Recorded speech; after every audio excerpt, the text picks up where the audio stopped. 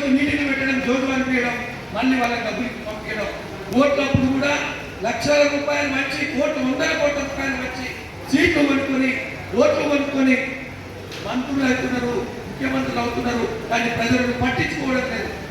వీళ్ళు ఎన్నికలప్పుడు మన సార్ ఎప్పుడో చెప్పాడు, వీళ్ళు ఎగదలుచుకున్నారు ఎన్నికల ముందు, ఆ తర్వాత ఎగదోచుకుంటున్నారు అని. అదే పద్ధతి మనం చూసినాం.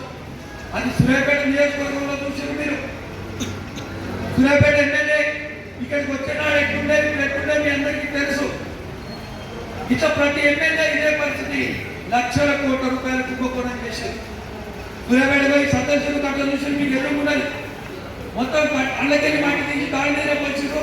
కోట్ల రూపాయలు దాని మీద మాయ చేసి, చెట్టు పెట్టిరు, కోట్ల రూపాయలు మాయ చేసి, కలెక్టరేట్ పేరుతోటి పెద్ద ఎత్తున real estate mafia నడిపింది.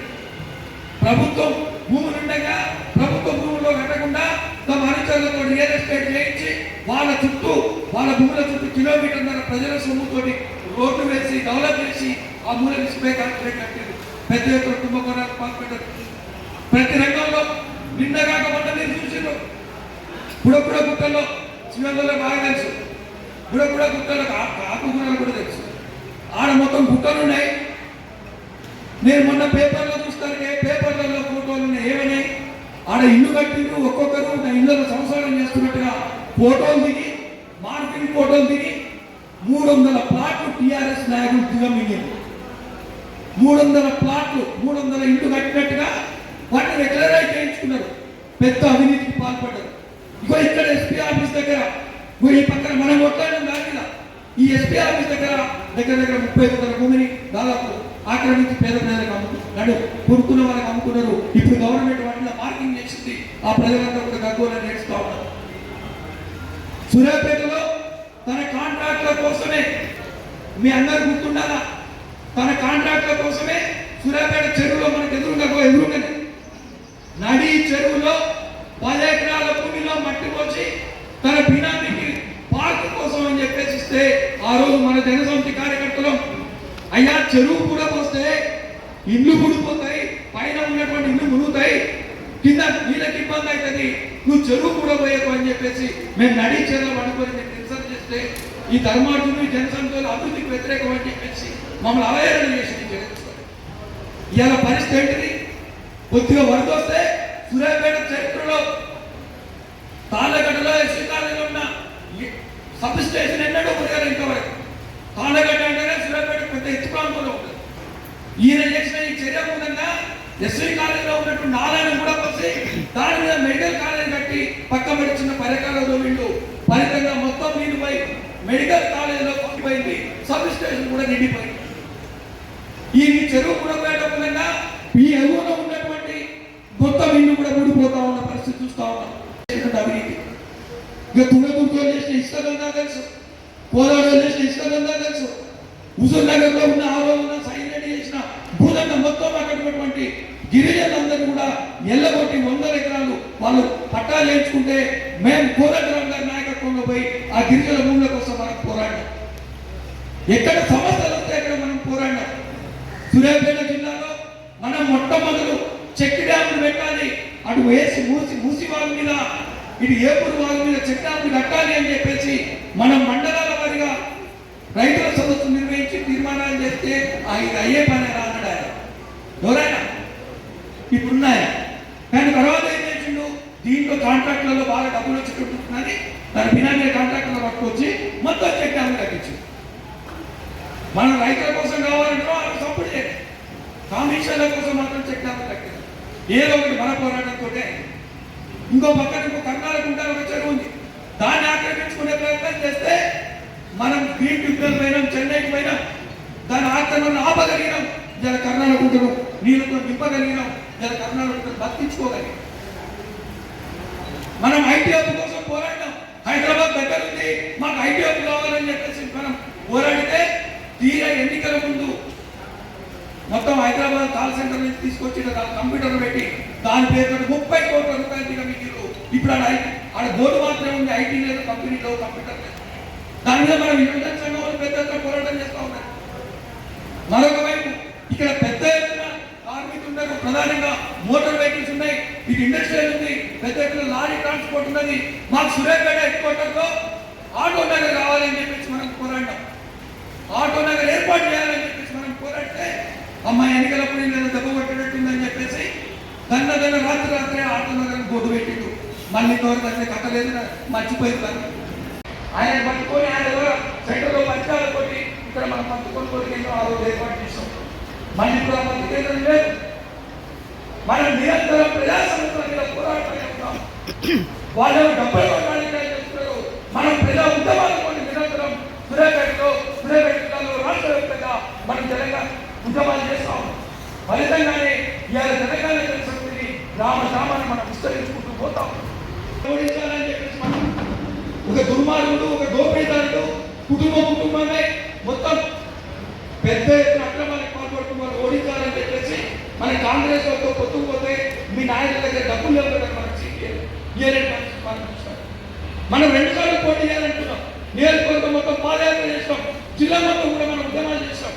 Industrial పెట్టులో Huzur నగర్లో పిక్చర్ నాయకత్వంలో అక్కడ నిరుద్యోగులకు ఉద్యోగాలు రావాలని చెప్పేసి అక్కడ పోరాటం చేస్తాం. స్థానిక కంపెనీలతో స్థానికులు కావాలని చెప్పేసి మనం ఏందన్నా లోడు పట్టించుకోవడం లేదు, ఎందుకు మనం ఇంట్లో పెట్టించుకోవాలి.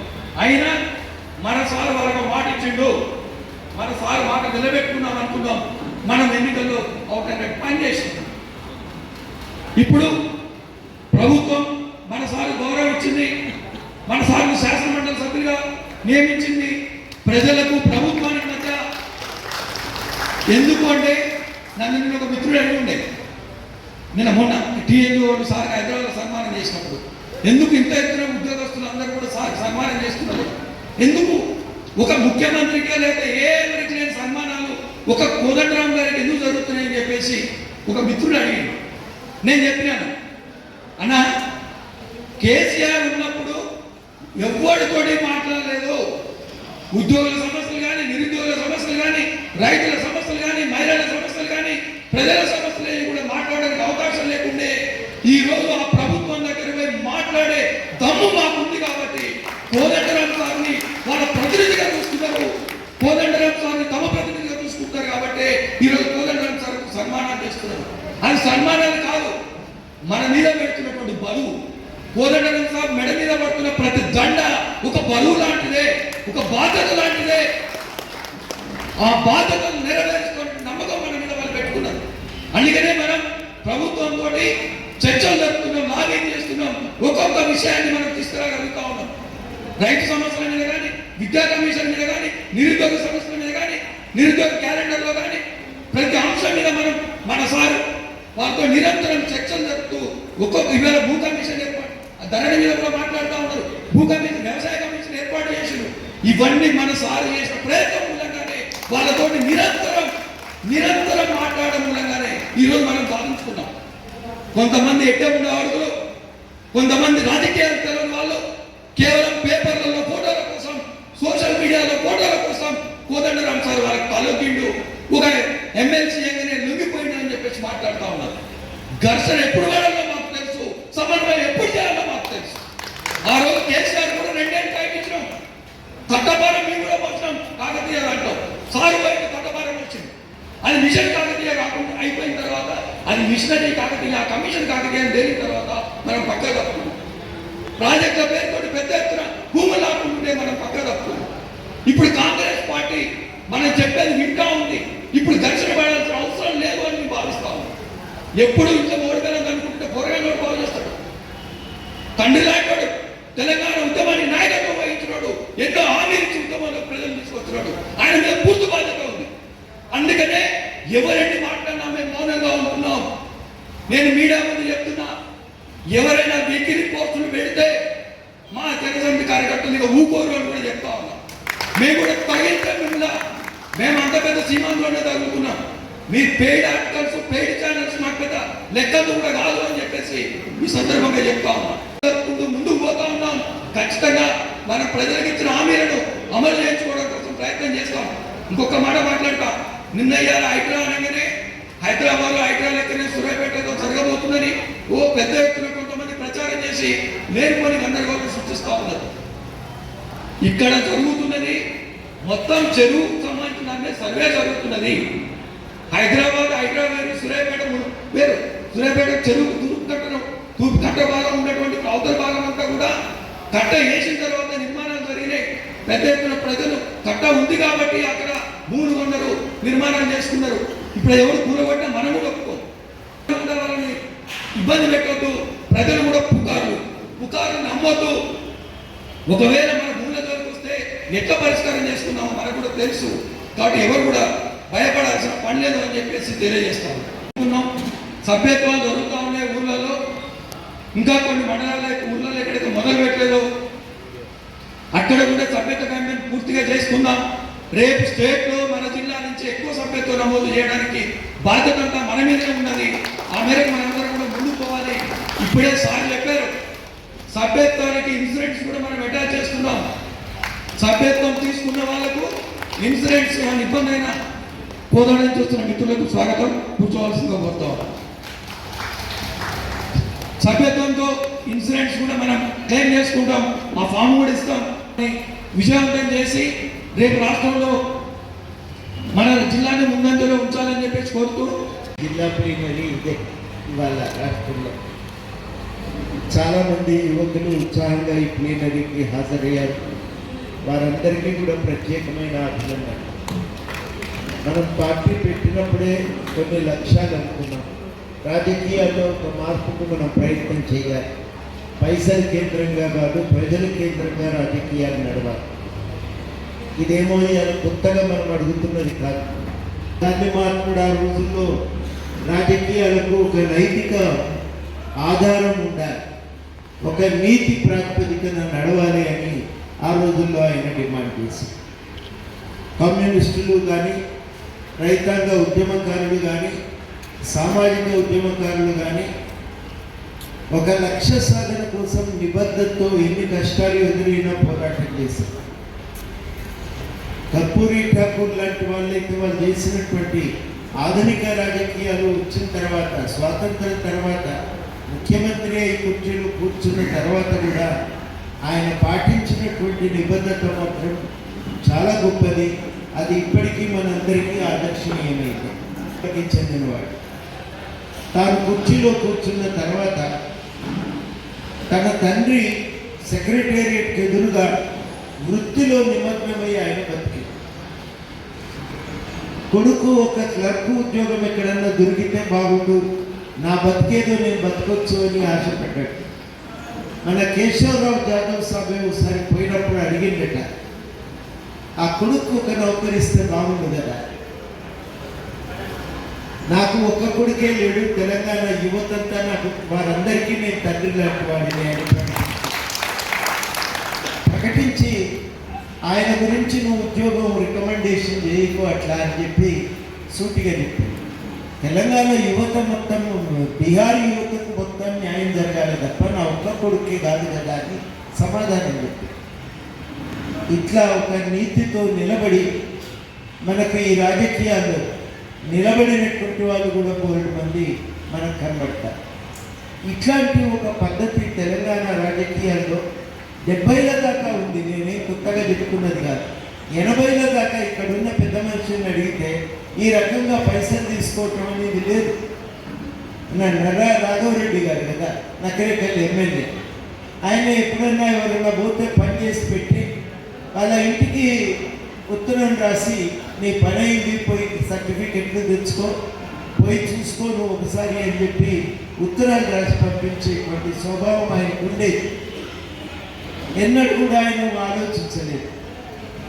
నీ జీవితంలో ఎప్పుడైనా తప్పు చేసినట్టు అనిపిస్తుందా అంటే నాకు ఎన్నడూ అనిపించలేదు అని ఆయన స్పష్టంగా సమాధానం చెప్పడమే కాదు, ఏదైనా కోరిక నీకు ఎప్పుడైనా అనిపించిందా, ఇది జరిగితే బాగుండు అని అంటే నేను ఇంకొంచెం చదువుకొని ఉంటే బాగుండేదని భావించింది తప్ప ఇంకొకటి ఏది కూడా ఆయన కోరిక తాను వ్యక్తం చేయలేదు. అసెంబ్లీ ఎమ్మెల్యే క్వార్టర్స్ నుంచి అసెంబ్లీకి బస్సు పోతుండేది. నేను చూసిన మనవాళ్ళు చాలామంది ఇట్లా బతికిరు. ఎవరు కూడా చనిపోయిన తర్వాత చావుకొచ్చిన కూడా కష్టమైనటువంటి వాళ్ళు చాలామంది ఎమ్మెల్యేలు. అట్లాంటి ఒక రాజకీయాలు ఇవాళ మనం పునరుద్ధరించుకోకపోతే సమస్య. టీఆర్ఎస్ అధికారంలోకి వచ్చిన తర్వాత ఈ పరాన్న బుక్కుల్లాగా అడ్డగోలుగా సర్కారు సొమ్మును కాజేయడం అనేది ప్రారంభం. వాళ్ళు ఎంతసేపటికి తెలంగాణ మేమే కొట్లాడి తెచ్చినాం, అటుకులు బుక్కి నీళ్ళు తాగి తెచ్చినాం, ఈ తెలంగాణ మాకు ఇరికే, మేమే నడిపిస్తాం, దీన్ని కొట్లాడి తెచ్చిన వాళ్ళం కాబట్టి మా చేతిలో భద్రంగానే ఉంటుంది, మేమే ఈ తెలంగాణ నడిపిస్తామని అనేక సార్లు ప్రకటన చేసి మీకు చేతనైతే మాతో సహకరించండి, పాలాభిషేకాలు చేయండి, అంతే తప్ప కాళ్ళల్లో కట్టెలు పెట్టినట్టు మాకు అడ్డం వస్తే మాత్రం మేము సహించేది లేదు అని చాలా స్పష్టంగా హెచ్చరికలు కూడా చేసి మనకు తెలిసి కానీ విన్నము భరించడం ఈ కష్టాలన్నింటినీ కూడా మనం అనుభవించాం. వెంటబడి వేధింపులకు గురి చేసి కాదన్నోళ్ళందరూ కూడా ఏదో పోయి కట్టెలు పట్టుకొని ప్రభుత్వం మీద దాడికి దిగినోళ్ళు కాదు. వాళ్ళందరూ కూడా చెప్పింది ఏంటంటే ఈ విధానం బాగాలేదు, సరిచేయండి, మనం ఇంకొంచెం నిబద్ధతతో పనిచేస్తే బాగుంటుంది, ఉద్యమ ఆకాంక్షలను సాధించాలి. అమరవీళ్ళ త్యాగాలకు వెలగట్టలేనటువంటి త్యాగం అది. ఆ అమరవీళ్ళ త్యాగాలను దృష్టిలో పెట్టుకోండి, మీరు ఉద్యమ ఆకాంక్షల సాధన కోసం మీరు కృషి చేయండి అని చెప్పి మనం అడిగితే ఫోన్ ట్యాప్, ఇంట్లోకి వెళ్ళి బయటికి వెళ్తే అరెస్ట్ కేసు, ఈ రకంగా వేధింపులకు గురి చేసేందుకు తప్ప ఎన్నడూ కూడా న్యాయం చేసే ప్రయత్నం జరగలేదు. అసలు చాలా విచిత్రం ఏంటంటే నాకు ఒక డాక్టర్ వరంగల్లో ఎప్పుడు అనేది, మనం కొట్లాడికి వచ్చింది కదా, నేను ఒక్కరిని తెలంగాణ తెచ్చినట్టే మీరు ఎందుకు మాట్లాడతలే? నాకు కూడా ఒక్కోసారి ఆలోచిస్తే ఆశ్చర్యం అనిపించింది. మనం కూడా ఉద్యమకారులమే అనటానికి ఎంతకాలం పట్టింది? 10 ఏళ్ళు పట్టింది. ఇవాళ సాహసం చేసి మేము 69లో కొట్లాడినాం, మేము మలిదశ ఉద్యమంలో కొట్లాడినాం, మేము ఉద్యమకారులం, మా వల్ల తెలంగాణ వచ్చిందని ఇవాళ మనం ప్రకటిస్తున్నాం. కానీ 10 సంవత్సరాలు నేను ఒక్కరిని తెలంగాణ తెచ్చినా అన్నా కానీ ఎవరు అక్కడ అడిగిన వాళ్ళు లేరు, ప్రశ్నించిన వాళ్ళు లేరు, ఎదురు తిరిగిన వాళ్ళు లేరు, అట్లెట్లా మాట్లాడతామని అడిగిన వాళ్ళు లేరు. మనం చెయ్యాల మాత్రం ధైర్యం వచ్చింది. అవును, మనం అందరం కొట్లాడితే కదా తెలంగాణ వచ్చింది అని ఇవాళ మనం మాట్లాడుతున్నాం. నిజమే, మనం కొట్లాడిన దానికి కాగితాలు వెతుకుతున్నాం, సుబూతులు పట్టుకొస్తున్నాం, కాగితాలు కట్టింగ్లన్నీ తీస్తున్నాం. 10 ఏళ్ళు ఎందుకని లేదు అంటే నాకు కూడా ఆశ్చర్యం అనిపిస్తుంది. ఈ మాట 10 ఏళ్ళు మనం గట్టిగా ఎవరం కూడా అనలేకపోయాం. ఇవాళ అంటున్నాం మనం. ఇవాళ అంటే దాని అర్థమైంది. దాని అర్థం ఏంటంటే నువ్వు ఒక్కరివే కాదు, మేమందరం కొట్లాడితే తెలంగాణ వచ్చింది, అంతే కదా. మరి మన పోరాటం కూడా ఖచ్చితమైన పోరాటమే కదా. మనం ఎవరం కూడా ఏం ఆశించలేదు. కొట్లాడిన వాళ్ళు ఎవరన్నా ఎమ్మెల్యే అవుతామని ఆశపడ్డారా? లేకపోతే నాకు ఏదన్నా పదవి వస్తుందని కోరుకున్నారా? ఎవరు కూడా కోరుకోలేదు. మన తెలంగాణ మనకు వస్తే చాలు, మన పిల్లలకు బతుకు తెరుగుతుందని ఆశపడ్డారు. పిల్లలు ఎక్స్ప్రెస్ ఎదురుగా పరిగెత్తుకుంటూ వెళ్ళేటువంటి మామూలు విషయం. ఇదే సూర్యాపేట అమ్మాయి పేరు నాకు గుర్తుకొస్తలేదు కానీ ఉస్మానియా ఆసుపత్రికి తీసుకొచ్చిండ్రు. తీసుకొస్తే మేమందరం పోయినాం. పోతే కొరకాసైపోయింది ఆ అమ్మాయి, బక్కదిగా. సభ్యులందరం పోతే ఒక్కొక్కరి పేరు చెప్పుకుంటూ నాకే ఆశ్చర్యం అనిపించింది. ఆ అమ్మాయికి అన్ని పేర్లు తెలుసు, ప్రతి పేరు చెప్తుంది. పలానోళ్ళు వచ్చిండ్రు అన్న, జై తెలంగాణ. ఇక్కడ దేవి ప్రసాద్ ఉన్నాడా, శ్రీనివాస్ గౌడ్ ఉన్నాడా, మన టీఎన్జిఓ నాయకులు అందరు ఉన్నారా? ప్రతి ఒక్కరి పేరు అడుగుతున్నది జై తెలంగాణ అంటున్నారు. నీకు ఎట్లున్నదమ్మా అని అడిగితే నాకే నా సంగతి అట్లా పెట్టుండే, తెలంగాణ తేవాలి సార్ మీరు అందరు కలిసి అని ఆమె అంటే మామూలు త్యాగ కాదు. తన బాధ గురించి తాను మాట్లాడతలేదు. నేను కాలిపోయినా అని అంటలేదు ఆమె, నాకు నొప్పి అవుతుంది అని అనలేదు. తెలంగాణ పట్టుకరాండి సార్ మీరు అందరు, నా చావుకైనా ఒక విలువ వస్తుంది అని చెప్పి ఆమె మాట్లాడింది. అంతటి త్యాగమే వారికి కొట్టాడు. జర నియత్తో పని చేశారన్నారు. కానీ మీరు నలుగురు కూర్చొని కాంట్రాక్టర్లని ఎట్టేసుకొని అడ్డగోలుగా భూ ఆక్రమణ, అడ్డగోలుగా కాంట్రాక్టులు, ఇవాళ కాళేశ్వరం గతే అది కుంగిపోయింది వాస్తవం. కానీ చాలా విచిత్రం ఏంటంటే అది కూడా అబద్ధమని అంటారు. ఆ ఇంద్రజాలకుడు కదా కనకట్టు చేస్తారు. వెనకడికి ఊళ్ళో కనకట్టు చేసిన వాళ్ళు వచ్చేది, రాళ్ళని కట్టేది మన కళ్ళ ముందే. రాళ్ళు నిజంగానే నోటి లోపల నుంచి బయటకు వస్తున్నాయి, ఇంతింత రాళ్ళు నోట్లోకి వెళ్ళి బయటకు వస్తున్నాయని మనం అనుకునేది. ఇవాళ మాట్లాడుతుంటే టీఆర్ఎస్ నాయకులు అదే రకమైన ప్రదర్శిస్తుంది. కాళేశ్వరంలో నీళ్లు ఉన్నాయి కాబట్టి ఇవాళ మనకు మల్లన్న సాగర్కు పోచమ్మ సాగర్కు నీళ్ళు వచ్చినాయి. కాళేశ్వరం కూలింది, గేట్లు ఎత్తిండ్రు, పంపులు పనిచేస్తలేవు, అన్ని పంపులు నాశనమైనాయి. కానీ అక్కడి నుంచి ఒక నీటి పొట్టు వచ్చే అవకాశం లేదు. ఇవాళ నీళ్ళు ఎక్కడి నుంచి వస్తున్నాయంటే మీరు కూడా చెప్తే ఆశ్చర్యపోతారు. శ్రీరామ్ సాగర్ వరద కాలువ నుంచి నీళ్లు మధ్య మానేరుకు వస్తే మధ్య మానేరుతో పాటు దిగువ మానేరు కూడా నీళ్లు పోసి ఆ నీళ్లను మల్లన్న సాగర్కు, అనంత సాగర్కు, ఆ పైన పోచమ్మ సాగర్కు దాన్ని లిఫ్ట్ చేసి వాటిని నీళ్లు దింపు. కానీ ఇవాళ జరుగుతున్న ప్రచారం ఏంటి? కాళేశ్వరమే లేకపోతే ఈ నీళ్ళే రాకపోవడం. అది కుప్పగూలింది, గేట్లెత్తి నువ్వు పనిచేయదని ఇంజనీర్ చెప్తుంటే ఆడికెళ్ళి నీళ్ళు వచ్చినాయి ప్రచారం చేస్తూనే ఉంటారు. ఇగో ఈ రకమైన ప్రచారం అడ్డగోలుగా 70,000 కోట్లకు కడతామని చెప్పి దాన్ని 1,20,000 కోట్లకు పెంచి వాళ్ళ హయాంలోనే 1,00,000 కోట్ల పైన ఖర్చు చేసి పైసలు ఎడికేళ్ళు వస్తాయని ఆలోచించలేదు. మొదలుపెట్టి పునాద్దవు రాళ్ళే ఇటుకలు లేపు అనే అన్నారు, కానీ పైసలు ఎక్కడి అని ఆలోచించలే. 1,00,000 కోట్ల రూపాయలు అప్పు చేస్తే ఇవాళ తరలాడుతున్నాం. రైతుల రుణమాఫీకి పైసలు ఎడికెళ్ళి తేవాలి. నెలకు 7,000 కోట్లు 8,000 కోట్లు ప్రభుత్వానికి వస్తే 5,000 కోట్లు అప్పులకే పోతే ఇక మిగిలింది ఎక్కడ చెప్పుకుంది? దేని పైసలు దొరకాలి, ఎట్లా దొరకాలి? ఇది ఇవాళ ఉన్నటువంటి దురవస్థ. ఇంత ఘోరంగా నాశనం చేసి మీ భూములు పెరిగాయి, బంగ్లాలు పెరిగాయి, కంపెనీ లాయర్లకు మీకేం తక్కువైందని ఇంకా కూడా ఆ సంపాదన మీద ఆశ చావలేదు. ఇంకా కూడా అధికారం అనేది మా చేతుల్లోకి రావాలి అని చెప్పి ఇవాళ అడుగుతున్నటువంటి పరిస్థితిని మనం చూస్తాం. తెలంగాణ ఉద్యమకారులను మాట్లాడుకుంటున్నామంటే మన చరిత్రని యాడ్ చేసుకుంటున్నాం. మేము కొట్లాడితే వచ్చింది కాబట్టి ఈ రాష్ట్రం బాగుపడాలి, మా అందరికీ వాటా దక్కాలని చెప్పి మనం కోరుకుంటున్నాం. ఒక ప్రజాస్వామికమైన ఎజెండాను మనం ఇలా ఆకాంక్షిస్తున్నాం. మనమంతా మద్దతు ఇచ్చి ఒక కొత్త ప్రభుత్వాన్ని ఏర్పాటు చేసి ఆ ప్రభుత్వం కూడా మనం కోరుకున్న చాలా విషయాలను అంగీకరించి స్వీకరించి ఎజెండాలో పొందుపరిచి మేనిఫెస్టోలో తీసుకున్నారు. నిన్న చాలామందితో నేను చెప్పిన మేనిఫెస్టోని ఇంత సీరియస్గా ప్రజలు తీసుకుంటారని ఎవరో ఊహించుకున్నారు, నేను కూడా ఊహించుకుంటాను.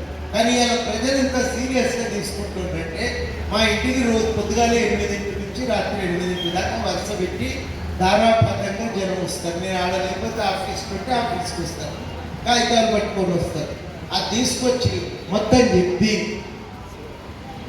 కాంగ్రెస్ మేనిఫెస్టోలో ఫలానా పేజీలో ఫలానా నంబర్లో మా విషయమే ఇట్లా మాట్లాడింది సార్, మీరు ఎట్లన్నా చేసి ఇది అమలు వాళ్ళు హామీ ఇచ్చింది కాబట్టి అయితే సార్ నువ్వు పోయి అడిగితే అయిపోతుంది